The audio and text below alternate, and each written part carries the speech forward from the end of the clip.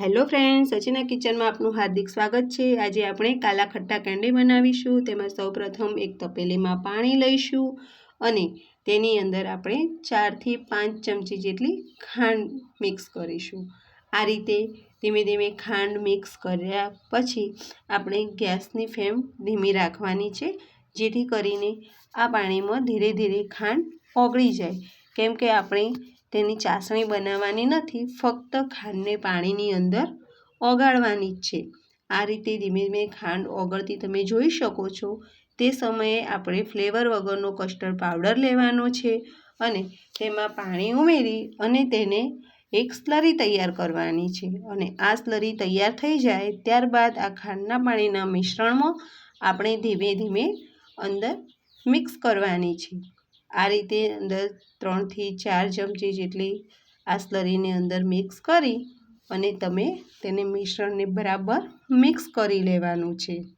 મિશ્રણ બરાબર મિક્સ થઈ જાય ત્યારબાદ આપણે કાલા ખટ્ટા કેન્ડીનું સિરપ લેવાનું છે અને તેને પણ આ મિશ્રણની અંદર ધીરે ધીરે એડ કરતા રહેવાનું છે।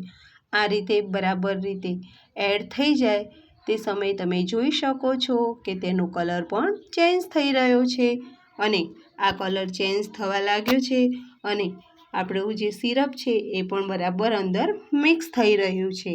શું તમે ક્યારે પણ આ રીતે કોઈ કેન્ડી બનાવી છે? જો બનાવી હોય તો મને કોમેન્ટ કરીને જરૂર જણાવજો। આ સિરપ તૈયાર થઈ જાય ત્યારબાદ આપણે તેને રૂમ ટેમ્પરેચર ઉપર ઠંડુ થવા મૂકવાનું છે અને આ રૂમ ટેમ્પરેચર ઉપર ઠંડુ થઈ જાય ત્યારબાદ તેનો ચટપટો ટેસ્ટ લાવવા માટે આપણે તેની અંદર ચાટ મસાલો એડ કરવાનો છે અને આને બરાબર રીતે મિક્સ કરી લેવાનું છે।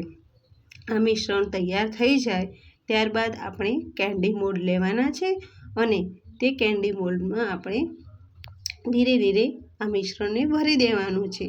આ રીતે બધા જ કેન્ડી મોલ્ડ આપણે તૈયાર થઈ ગયા છે અને હવે તેમાં ઢાંકણ ઢાંકવાના છે। ઢાંકણ ઢાંકી અને આપણે 8 થી 10 કલાક માટે ફ્રીઝરમાં તેને સેટ કરવા માટે મૂકવાના છે। 8 થી 10 કલાક પછી ફ્રીઝરમાં સેટ થઈ ગયા પછી તમે જોઈ શકો છો કે આપણી કેન્ડી તૈયાર થઈ ગઈ છે કે જે આપણે એને એન્જોય કરી શકીએ। મારો આ વિડીયો તમને ગમ્યો હોય તો લાઈક, શેર અને સબસ્ક્રાઈબ જરૂર કરજો। Bye bye friends.